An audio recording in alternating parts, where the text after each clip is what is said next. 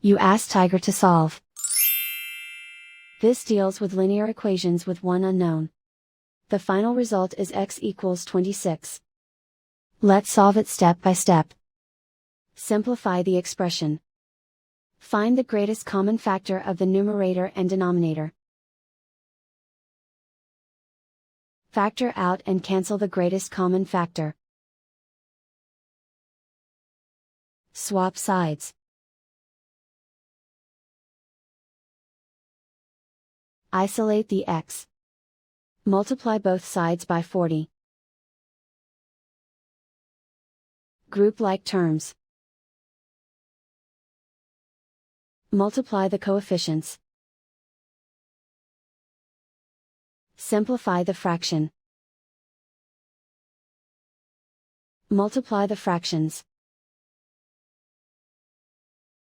Simplify the arithmetic. And so the final result is x equals 26.